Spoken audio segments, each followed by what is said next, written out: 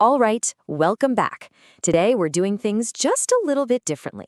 See, we're not here to give you answers. Nope, we're here to dig into the questions, the really interesting questions that pop up after something impossible has already happened. Let's get into it. I mean, really think about that for a second. Some defining, world-shattering event just went down. The unbelievable just became reality. So, what happens next? What does day 2 even look like? Because here's the thing about victory. It's never simple. The aftermath is where the real story starts.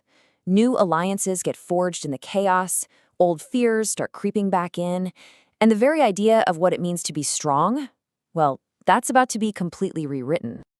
So yeah, let's start right there. In a world that's totally defined by the sword, by physical strength, what happens when a new kind of warrior shows up? Someone who just doesn't fit the mold at all. Okay, so meet Merlin. He gets thrown into this military camp. He's surrounded by these grizzled, hardened soldiers, and he can barely even lift a shield. His training? It's a complete disaster.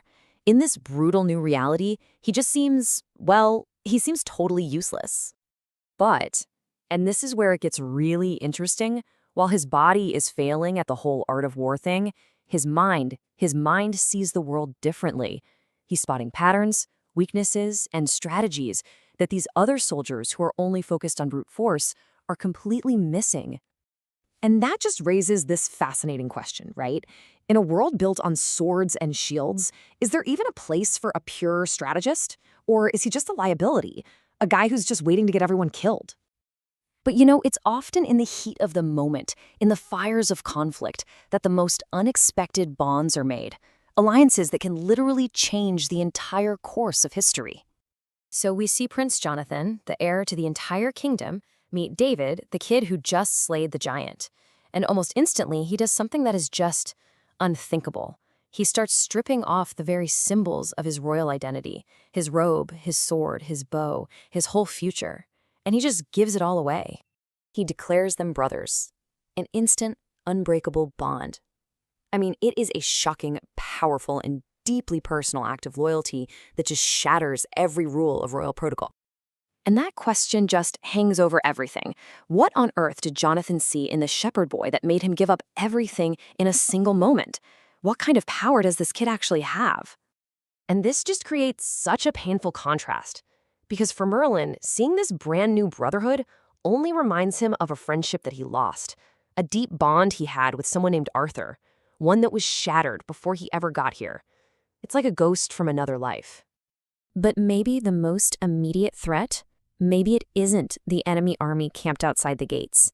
Maybe it's the man sitting on the throne. King Saul, Jonathan's own father, is completely unraveling. He is absolutely consumed by paranoia. He sees conspiracies in every corner. He hears treason in every shadow. His madness is this poison that's just seeping into the heart of the kingdom, and frankly, it makes him more dangerous than any foreign invader. And into this storm of royal madness walks David, the shepherd boy. But he's not coming with a sword or a shield, he's carrying a harp. So it all comes down to this. What kind of power could possibly stand up against a king's descent into total darkness? Can something as simple as a song actually hold a fragile kingdom together? And in the middle of all this high-stakes political and personal drama, something else is happening around the campfires at night. Legends are being born. Stories are being told that will define these men for generations to come. So around the fire, a warrior named Renae starts his story. He was out hunting a lion, tracking it in the snow, when all of a sudden the ground just collapsed right underneath him. He finds himself at the bottom of a dark pit. He's hurt, he's disoriented, and he's not alone. The lion he was hunting is down there with him. He's completely trapped. His weapon is gone, lost somewhere in the dark. It's just him, this beast, and the cold stone walls of the pit. He has nothing left to fight with but his own 2 hands. One man, one lion, in a pit, a raw battle for survival that becomes the absolute stuff of legend. And it's in the telling of these kinds of stories that these warriors find their common ground and forge a deep respect. And so we're just left with these huge, burning questions. Merlin, the thinker, stuck in a world of brute force. Is there even a place for him here? Can he survive? And what about that instant, powerful bond between a prince and a shepherd? Is their loyalty really strong enough to challenge a throne and maybe even rewrite the destiny of a whole nation?